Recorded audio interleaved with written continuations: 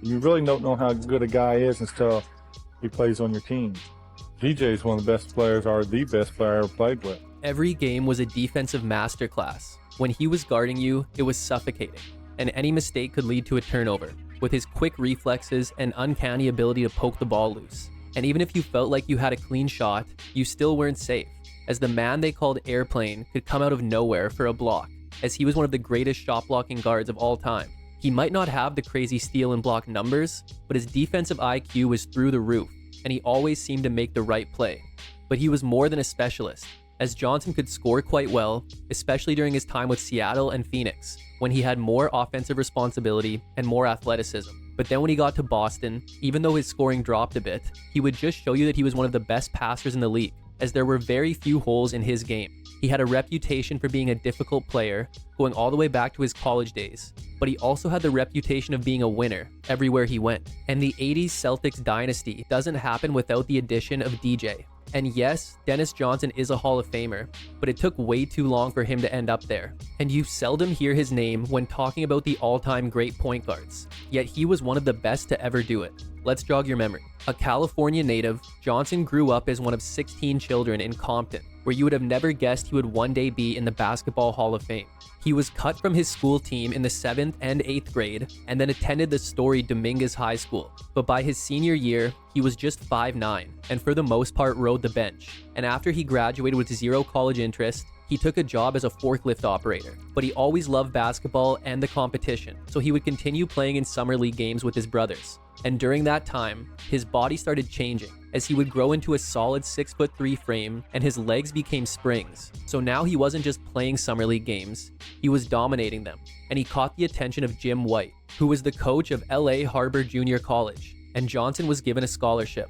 Johnson would spend the next 2 years with the Seahawks, but it would be up and down. There was no denying his on-court talent, as by his sophomore season he would average 18.3 points and 12 rebounds, while leading Harbor to the state junior college title. But in getting to that point, Johnson had frequently clashed with White due to his stubbornness and overall unpredictability, as Johnson had been kicked off the team 3 times in his 2 seasons. But he had reportedly began to mature as his sophomore season was winding down, and his coach didn't hold a grudge, as he was hyping him up as a D1 prospect whenever he could. And even though most schools wouldn't take the chance on a player with a reputation for having behavior issues, he would receive a couple offers and accept a scholarship for nearby Pepperdine, as the once 5'9" kid riding the bench just a few years earlier was going to be a D1 starter in 1976. Johnson joined an established Waves team who had featured a top 20 scoring offense in the nation the season prior, and while they wouldn't be the same offensive powerhouse, the addition of Johnson helped the team go from the 205th ranked scoring defense in 1975 to the 49th ranked scoring defense in 1976. Johnson would play the most minutes per game on the team and would finish second in scoring and assists. So the Waves would have a great year, as they would finish the regular season at 22-4, which included an 8-game win streak to end the season. And on top of that, they had gone 10-2 in conference play to win the regular season West Coast Athletic Conference Championship, with 3 members of the team, including Johnson, being named first team all-conference. So their great year had seen them crack the nation's top 20 and earn an NCAA tournament berth, where they would take on Memphis in the first round. Johnson would have an off game, putting up just 10 points on 3 of 9 shooting, along with 8 turnovers, but would chip in 6 rebounds and 5 assists, as the Waves were still able to take the win and advance to the West Regional Semis, to take on powerhouse UCLA. The Bruins would get the win, but Pepperdine had surprisingly kept it within single digits, as Johnson had played great defense on Bruins guard Andre McCarter, while putting up a team-high 16 points on 50% shooting and pulling down 6 rebounds. But Johnson's first year of D1 ball would end with him averaging about 15.5 points, 6 rebounds, and 2.5 assists per game. In what was a bit of a surprise, yet something Johnson must have felt necessary, he would apply as a hardship case in hopes of entering the NBA early, as he had only just completed his junior season. And he was an obvious candidate, as his family home had burned down during his first semester this year. And his Harbor College coach, along with future teammates, would say that he was proud, but he was poor, and he would be granted an exception as a hardship case to enter the '76 NBA draft. Yet he was still reportedly doubtful that NBA teams would have interest in him.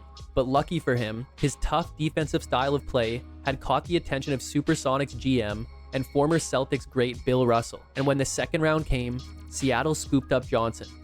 After barely making the team, Johnson signed a 4-year deal, which would see him earn $45,000 his first year, which was a lot better than staying in college for free. But he wouldn't be a major part of the team as a rookie. In addition to being GM, Russell was also the head coach, but he already had a backcourt in place with guards Slick Watts and Fred Brown. But as Russell utilized the deep rotation, Johnson would still get over 20 minutes per game in 81 appearances, and would play efficiently, putting up over 9 points on over 50% shooting, while also pulling down nearly 4 rebounds and finishing as one of 3 players on the team to average at least 1.5 steals. However, although the Sonics had one of the league's better defenses, they were also one of their worst offenses, as they would only manage 40 wins, which would not be enough for a playoff berth, as Johnson's rookie year had seen him average about 9 points, 4 rebounds, and 1.5 steals per game. Going into 1978, Russell had resigned as head coach and GM, as the Sonics would bring in Zoli Volchok as their new GM, and he would appoint assistant Bob Hopkins as head coach. But as a GM, Russell was busy. He would orchestrate an offseason trade with Denver to acquire big man Marvin Webster, and would also sign guard Gus Williams as a free agent, while selecting another big man in the draft in Jack Sikma. The Sonics would go just 5-17 to start the year, before Hopkins was replaced with former Sonics great Lenny WIlkens. Johnson had continued coming off the bench under Hopkins, but was getting significantly less minutes than he was last year. Yet once Wilkens took over, he would say that a backcourt of Johnson and Williams would make a difference. So almost immediately after his hiring, Johnson became the starter and would respond, as his scoring jumped significantly, with him putting up double figures in 55 of the 60 games under Wilkens. As a young Johnson would play shooting guard and be more known for great jumping and his play around the rim. But this new backcourt would lead to the Sonics trading Watts to the Jazz in early January. And on top of this, Seattle would now feature the league's second best scoring defense. But when Wilkens first took over, it wasn't looking good for a 5-17 Sonics team. But they would then win 18 of their next 21 and would continue to build on that throughout the season to finish at 47-35 and get a first-round matchup with the Lakers. Johnson would be one of 6 Sonics to average double figures and would also average a steal per game. But overall, it wouldn't be a great playoff debut, as he would shoot less than 38% from the field. He did score in double figures over the first 2 games, which the team split, but would have just 9 points in Game 3. Yet the Sonics won to advance to a second-round matchup with Portland. Although Johnson's numbers looked mostly the same this series, he would shoot 50% from the field. He would start well with 19 points, 6 boards, and 4 assists in a Game 1 win, but over the next 2 games would average just 10.5 points on 25% shooting. But he would pull himself out of the slump to average nearly 15 points and 5 rebounds on over 63% shooting across the final 3 games, as Seattle won in 6 and were set to take on Denver in the conference finals. Johnson would have his hands full with the Nuggets' David Thompson, but each of them would have their moments getting the best of each other. After a poor Game 1, Johnson would put up double figures in every remaining game of the series to finish second on the team in scoring behind Williams, but he would only shoot about 39%. On the defensive end, he had done great on Thompson, as after 4 games, he had held Skywalker to an average of 21 points on less than 35% shooting, with the Sonics up 3-1. Thompson would get the better of Johnson in Game 5, as he finished with 35 points on over 59% shooting, but then Johnson would hold him to 21 on 7 of 17 shooting in a Game 6 win, as the Sonics were making a trip to the NBA Finals to take on the Washington Bullets. Johnson would again struggle to find his shot, as for the series he shot below 39%, but would be the Sonics' second leading scorer, as he would have a 33-point performance in a Game 4 loss. And on the defensive end, he would have some stellar play, as he averaged nearly 2.5 blocks per game for the series, including a postseason career high of 7 blocks in a Game 2 win, which is also a finals record for a guard. After 5 games, Johnson was averaging over 20 points on over 49% shooting, and the Sonics were up 3-2. But then in a Game 6 blowout loss, he had just 9 points on 4 of 16 shooting. Then with a chance to win it on their home court in Game 7, Johnson finished with just 4 points, while going 0 of 14 from the field, as the Sonics would come up short, losing to Washington by 6. But Johnson's second season had seen him average about 12.5 points, 3.5 rebounds, and 3 assists per game. Yet Johnson and the Sonics would redeem themselves in 1979. Johnson was a full-time starter now, and alongside Sikma and Williams would combine to average nearly 50 points per game, as Johnson had upped his scoring for the 3rd straight year, while also improving his rebounding and assist numbers, as this season would see him hit double figures in 64 games, including 24 with at least 20.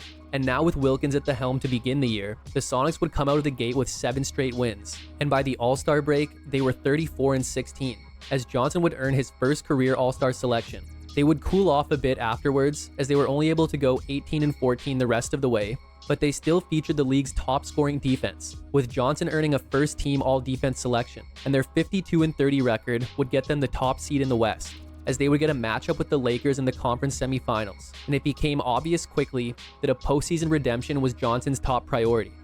Johnson would finish second on the team in scoring behind Williams, and would shoot a respectable 44.6%, while also pulling down over 6 rebounds per game. He would put up 26 points, 5 boards, 3 assists, and 5 steals in a Game 1 win, then follow that up with 17 points, 4 boards, and 3 more steals in a Game 2 win. The Lakers would take Game 3, as although Johnson had 18 points and 8 rebounds, he shot just 6 of 18 from the field, but he would come back in Game 4 with 23, 11, and 7 in a 2-point win. And then the Sonics would close it out in Game 5, as Johnson finished with 21 points and 3 steals. The second round brought the Suns, and Johnson continued his great play. He would again be the team's second leading scorer, averaging nearly 20 points along with 6 rebounds and 3.5 assists per game. Seattle would win the first 2 games, but would then drop 3 straight, as they would now be facing elimination in Game 6. But Johnson would respond with 23 points, 7 rebounds, and 6 assists on 62% shooting in a 1-point win to force a Game 7. Then even though he shot just 8 of 21 from the field, he still finished with 26 points, and the Sonics would win to advance to a finals rematch with Washington, where Johnson would definitely redeem himself. Johnson would go for 23 points, 7 assists, and 3 steals in Game 1. But with the score tied and the clock hitting 0, Johnson was called for a very iffy foul on the Bullets' Larry Wright, as he would go to the line needing 1 free throw to win the game, and he would hit both to give the Bullets a controversial 1-0 lead. Johnson would come back with 20 points, 4 rebounds, and 6 assists in an easy Game 2 win, then would follow that up with 17, 9, and 9 in another easy Sonics win, as they went up 2-1. Game 5 would be another close one, as with the Sonics up by 2 with about 5 seconds left, and Washington having possession, Johnson would be the hero this time, as he would record his 5th block of the game on the Bullets' game-winning attempt, as Seattle went up 3-1. And then in Game 5, Johnson would finish with 21, 4, and 5, as Seattle won by 4 and got their revenge, which was even sweeter for Johnson after he was named Finals MVP. But his overall season had seen him average about 16 points, 4.5 rebounds, and 3.5 assists per game. 1980 would be one of the best years of Johnson's career. He would finish second on the team in scoring, while also finishing second on the team in steals, and being one of 2 players on the team to average at least a steal and a block per game. But he was also shooting a lot more than he usually would, and would see his efficiency drop. And in the first year of the NBA implementing the 3-point line, he finished second on the team with 58 attempts. But with the way his contract was structured, he was set to make nearly $100,000 this year, and reportedly felt the need to justify this with more offensive production. But he would hit double figures in 74 games, and even record 8 games with at least 30, along with 6 double-doubles, and he would still remain one of the league's best defenders, as he would again be named an All-Star and a member of the All-Defensive First Team, but he would also get a second-team All-NBA selection, and even finish top 5 in MVP voting. Seattle continued their dominance, even stringing together 8-game win streaks in both January and February, as they would top their franchise record win total from last year by finishing this year at 56-26, which would be good for the second seed in the West. Seattle would get a first-round matchup with Portland, and Johnson would again finish second to Williams in scoring, while also averaging over 3.5 steals per game, as he would even record 6 steals in a Game 3 blowout win to help Seattle complete the sweep. The second round would be a much tougher series versus Milwaukee. Johnson would put up 24 points on just 6 of 18 shooting in Game 1, but the Sonics were able to squeak out the win, as Johnson made a historic shot. Down the court. They've got to do that and get it in front court. Dennis it's three-pointer. Good! Johnson's last-second three-pointer would mark the first game-winning three-pointer in postseason history, as this would be his only made 3 of the series. Over the next 5 games, Johnson would average about 18.5 points, 4 assists, and 2 steals, as the teams were locked in a back-and-forth battle, with only one of the first 6 games being decided by more than 5 points. And Game 7 would follow that pattern, yet Johnson struggled, as he would finish with just 8 points on 3 of 13 shooting, yet would record 4 steals, as the Sonics won by 4, to advance to a conference finals matchup with the Lakers. However, these Lakers were a lot different, as they now featured Magic Johnson, and the series would not go well for Seattle. Johnson would have just 2 points in 23 minutes of action in a tight Game 1 win, but would play much better afterwards, averaging over 21 points and 5 rebounds over the rest of the series. But he would shoot below 42%, as the Sonics would drop 4 straight, to miss out on a 3rd consecutive finals appearance. But Johnson's season had seen him average about 19 points, 5 rebounds, and 4 assists per game. But a big change was coming over the offseason. Johnson would be traded to the Phoenix Suns for Paul Westphal, reportedly in part due to his ill-advised shooting over the season. But then after the trade, WIlkens would refer to Johnson as a locker room cancer, as he had earned a reputation as a locker room lawyer throughout the end of his time in Seattle. Although he had been receiving a larger amount of money in the final year of his contract, he had still been in a dispute with the Sonics over the course of the year, as he felt he was worth something more in the ballpark of $500,000, and expressed that if the Sonics didn't give him that, then he would not re-sign with the team, which led to him being traded. But Johnson would say years later that the Phoenix trade was the best thing to happen at that time. The Suns were already a good team with guys like Truck Robinson and Alvin Adams, and the addition of Johnson would only help them get better. With the Suns already featuring star shooting guard Walter Davis, Johnson would become the team's point guard, which would become his primary position for the remainder of his career. Their backcourt duo, along with Robinson, would give the Suns a trio who averaged over 55 points per game, as Johnson was giving virtually the same production as he had in Seattle. He would hit double figures in 73 games and would drop his career high of 39 points in a February 15th loss to New York. And Phoenix was one of the league's top teams, sitting at 41-16 going into the All-Star break. As even with a new team, Johnson would still be an All-Star and would again be named First Team All-Defense, as well as get his only First Team All-NBA selection while finishing top 10 in MVP voting. And although Phoenix would go just 16-9 after the break, they would still feature a top 10 scoring offense and top 3 scoring defense, and finish with a then franchise best 57-25 record, as they would get a first round bye and then play the Kings in the semis. Johnson would play a great series, as he would lead the Suns in scoring on an improved 47.3% shooting while playing over 38 minutes per game and also averaging over a steal and a block. Yet after a Game 1 win, Phoenix would drop 3 straight, and even though they would rally to force a Game 7, they would shockingly lose, even though Johnson did all he could, finishing with 28-7-5 in the do-or-die game. But this upset brought an abrupt end to a season which saw Johnson average about 19 points, 4.5 rebounds, and 3.5 assists per game. The 81 draft had seen the Suns scoop up an athletic forward out of Clemson in Larry Nance.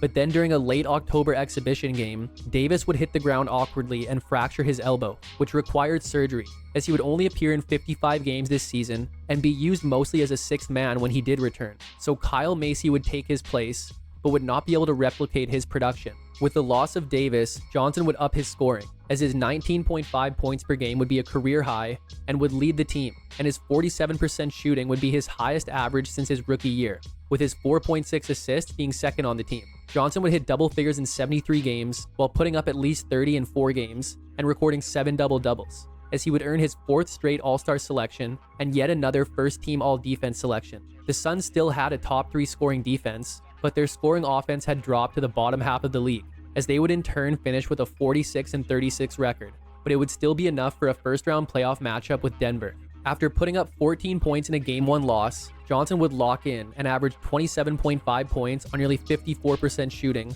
along with over 5 rebounds, 5 assists, and 2 steals over the next 2 games, as Phoenix won both to advance to a second-round matchup with the Lakers. But similar to 2 years earlier, Johnson would get bounced by the Lakers quite easily. For the series, he would put up great averages of about 22 points, 5 rebounds, 5 assists, and 2.5 steals. But the Lakers were just too much, as the Suns' third-ranked scoring defense allowed over 114 points per game and were swept. But for the regular season, Johnson averaged about 19.5 points, 5 rebounds, and 4.5 assists per game.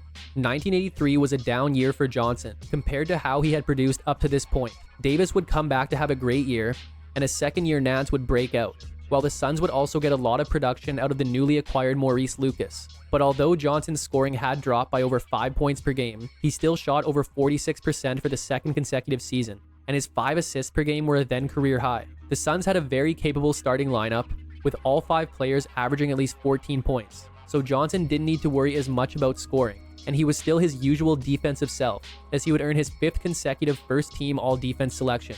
And he would still manage 60 games in double figures and 17 games with at least 20, while also recording 5 double-doubles and a career-high 6 steals on 2 different occasions, with both of them coming versus the Clippers. So a full-strength Suns team would improve to finish with a 53-29 record, as they would get another first-round matchup with Denver. And although it was another series which went the distance, it wouldn't be in Phoenix's favor, The Suns would take Game 1 in a blowout as Johnson put up 28 points on over 68% shooting, along with 12 rebounds, 8 assists, and 4 steals. But in a Game 2 blowout loss, he finished with just 10 points on 4 of 15 shooting. And then Denver would outlast Phoenix in Game 3 as Johnson had 16 points and 8 rebounds on 5 of 14 shooting. But for the regular season, he averaged about 14 points, 4.5 rebounds, and 5 assists per game. But Johnson was in the middle of more conflict in Phoenix, and he had worn out his welcome. Over the offseason, Johnson was traded to Boston, as this trade would end up being a steal for the Celtics, acquiring Johnson and a first-round pick for a package headlined by role player Rick Roby and 2 second-round picks. Johnson had been shipped away in most part for his opposition of Phoenix's discipline system, often clashing with head coach John McLeod, as he really didn't like to practice. And for as good of an acquisition that Celtics star Larry Bird knew that this was, it was also difficult for him, as Roby was one of his best friends on the team. But over the next 7 seasons, Johnson would more than prove his worth. The Celtics were already one of the league's best teams, led by their big three of Larry Bird, Robert Parish, and Kevin McHale. But after winning the title in '81, they had yet to make a return to the finals. And the Sixers' Andrew Toney had been giving the Celtics fits whenever they met in the postseason, so GM Red Auerbach hoped that a defensive ace like Johnson would remedy that problem. And after the acquisition of Johnson, they would waive the aging Nate Archibald. Additionally, they would have a new coach in Casey Jones. Johnson would slot in as the team's starting point guard. He would never be the same scorer that he was over the first half of his career, but he didn't have to be with all the firepower the Celtics had. And his value would be in his defense and overall ability to direct the team on both ends of the floor. Although his scoring average was his lowest in 5 seasons, he would still hit double figures in 59 games and record 2 double-doubles. But the addition of Johnson helped the Celtics immensely on defense, as they had a top 3 defensive rating. And although he would miss out on another first-team all-defense selection, he would still get a spot on the second team, and would even finish 3rd in Defensive Player of the Year voting. And now with an improved defense and the same great offense, the Celtics would finish with the league-best 62-10 record, and get a first-round matchup with the Bullets. This would be a surprisingly close series, as each game was decided by 8 points or less. And although Johnson would shoot below 38% for the series, he would still be second on the team in scoring and assists, as he would hit double figures in every game. Boston would go up 2-0 before dropping Game 3, but would then take Game 4 to advance to a second-round matchup with New York. This series would be a great battle between Bird and the Knicks' Bernard King, as Johnson took mostly a back seat, yet would still be a great contributor, putting up about 15.5 points, 4.5 rebounds, and 1.5 steals per game, as he would hit double figures in 5 out of the 6 games he appeared in. He would miss Game 6, but would come back to put up 21 points and 6 assists in Game 7 to help Boston take the series, setting up a conference finals matchup with Milwaukee. Johnson would score well against the Bucks' great defensive backcourt, as he would again be the team's second leading scorer, while pulling down over 5 rebounds and dishing over 3 assists per game, as he would hit double figures in every game. But Boston would overpower Milwaukee, as they would easily go up 3-0, and then after the Bucks avoided a sweep, the Celtics would close it out in Game 5, with Johnson putting up 17 points and 9 rebounds, as Johnson and the Celtics were making their return to the finals. The finals would bring the Magic Johnson-led Lakers, as this was the first time Magic and Bird would meet on the big stage. But DJ would make sure that life for Magic would be difficult. Dennis Johnson would again finish second to Bird in scoring, but would shoot below 40%, yet it was on the defensive end that he really made a difference. Boston would fall behind 2-1, which included an embarrassing 33-point loss in Game 3, as after 3 games, Johnson was putting up about 12 points on 34% shooting, and Magic was averaging nearly 20 points and over 13 assists on over 67% shooting. But DJ would turn it around after this. He would help contain Magic, as although Magic would average nearly 14 assists, his scoring had dropped by over 2 points per game, while shooting only around 49% and committing 5.5 turnovers per game over the next 4, including 7 turnovers in Game 7. And DJ would put up at least 20 points in each of the final 4 games, as Boston would win 3 of these games, resulting in them winning their 15th title, and Johnson's second, as his first season in Boston had seen him average about 13 points, 3.5 rebounds, and 4 assists per game. It was much of the same in Boston during the '85 season. Their big three continued to dominate, and they would get a breakout season from a 4th-year Danny Ainge, as he had become a starter due to the Celtics trading Gerald Henderson to the Sonics shortly before the start of the season, as this trade had netted them the pick that became Len Bias in the '86 draft. Johnson would have his highest scoring average as a member of the Celtics in '85, but in addition to that, his 6.8 assists per game would be a career high up to that point. He would hit double figures in 69 games, including 24 with at least 20.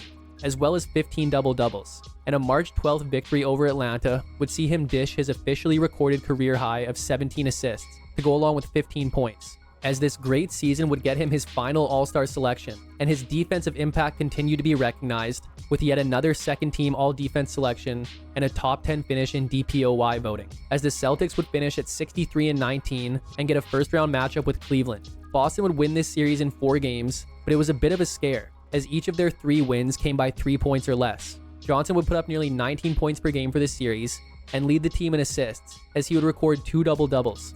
The second round brought a young but improving Pistons team, and this would be a great offensive series for Johnson, as he would average about 17 points and 6 assists while shooting over 57% from the field. He would have a combined 8 points over the first 2 games, but the Celtics would win both, as he would then hit double figures in each remaining game, as the Celtics took the series in 6, to advance to a conference finals matchup with Philly and the Boston Strangler, Andrew Toney. Johnson would play great on the offensive end, as he would average about 18 points and 6.5 assists on nearly 47% shooting. But his defense would see him average nearly 2 steals per game, and after Toney would average over 22 points per game against Boston in 1982, he would average less than 18 this series, and his 25 total turnovers would lead all players. Then with the Celtics up 3-1, Johnson would help hold Toney to 13 points on 5 of 12 shooting, along with 6 turnovers, as Boston took the game and the series to get another finals matchup with LA. Johnson would have a double-double in a Game 1 blowout win, but then over the next 2 games, he would average just 11.5 points on a combined 9 of 32 shooting, as the Lakers won both. Game 4 was a close one, but with about 20 seconds left, Johnson was up to 25 points and 12 assists, as Boston was up by 2. But then Magic Johnson would secure an offensive rebound and get the putback to tie the game at 105. But the Celtics would have one last chance to win the game, but LA sent the double at Bird.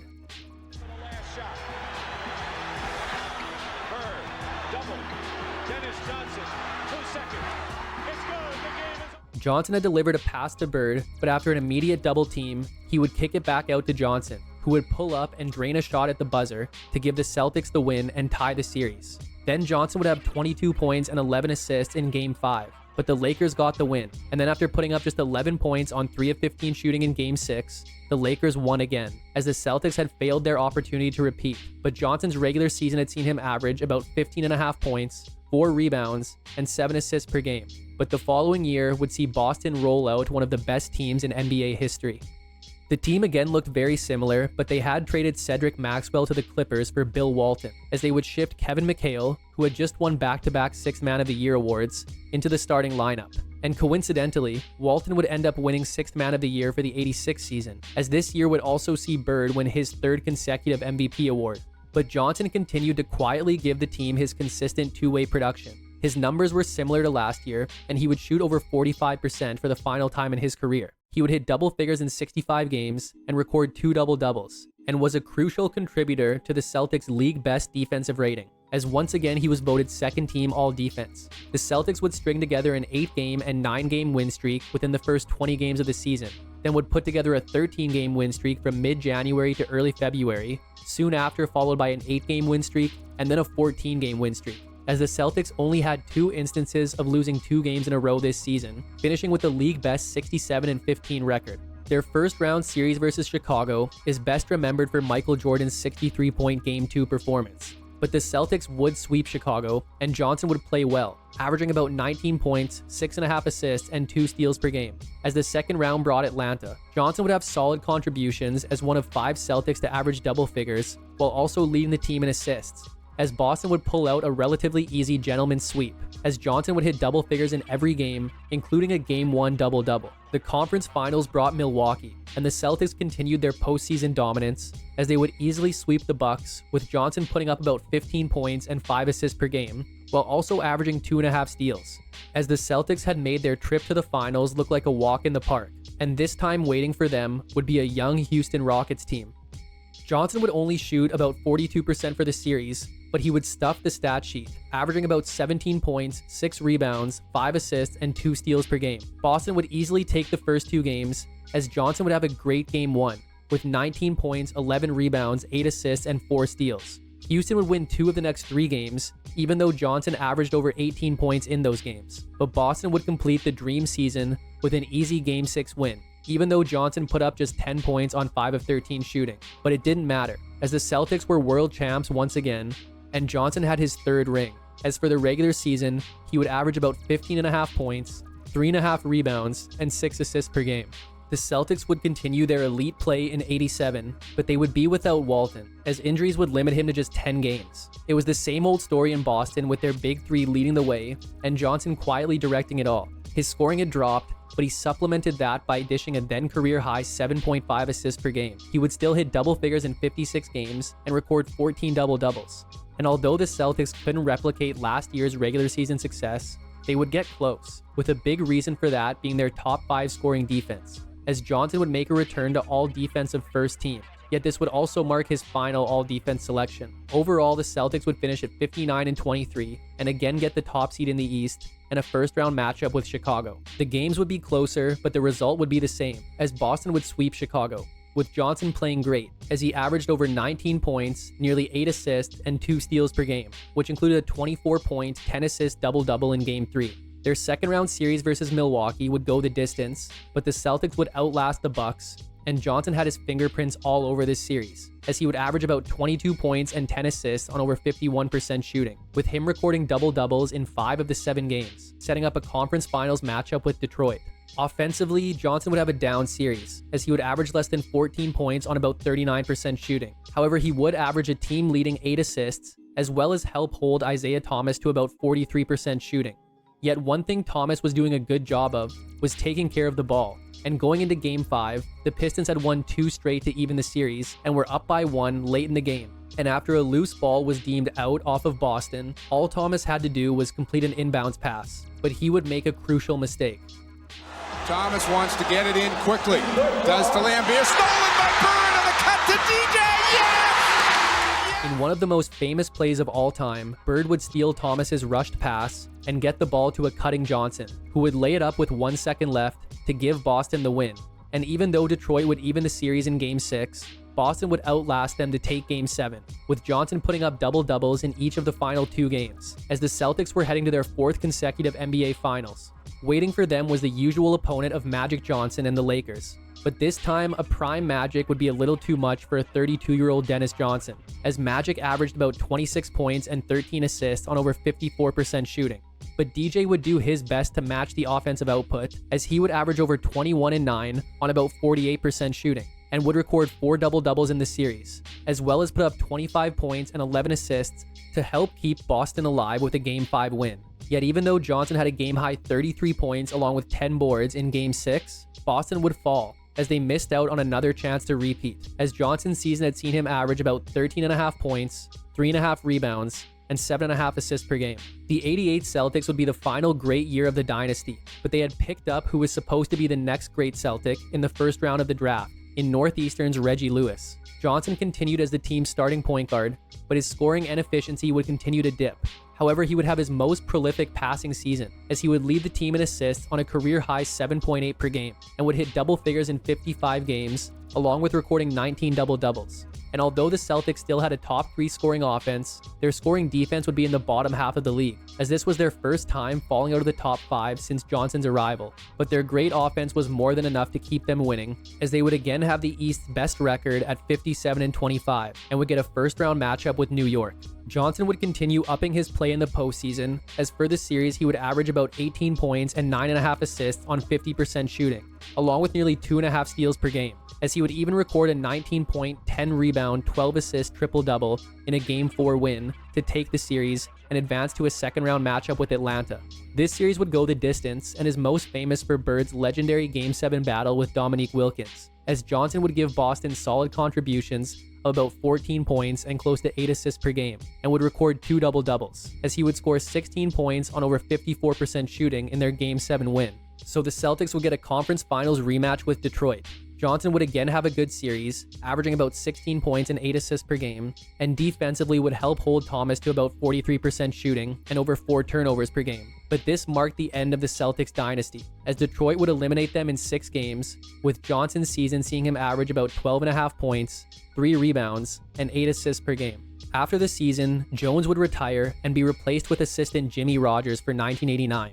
Boston would get a great season out of the second-year Reggie Lewis, but this was out of necessity, as after appearing in just 6 games, Bird was shut down for the season after undergoing surgery to remove bone spurs in his heels. And while Lewis was good, he was no Bird. Johnson's production continued to dip, as this would be his final season of his career averaging double-digit points, yet his 6.6 assists per game would still lead the team. And even though the Celtics possessed a top 10 scoring offense and defense, they were only able to manage a 42-40 record. But luckily, this would be enough for the final playoff spot in the East and a matchup with Detroit. Yet they were swept by the Pistons, as a late season ankle injury would have Johnson come off the bench in the first 2 games and be ineffective. Then even though he started game 3, he managed an uneventful 25 minutes, as his season ended with him averaging about 10 points, 2.5 rebounds, and 6.5 assists per game.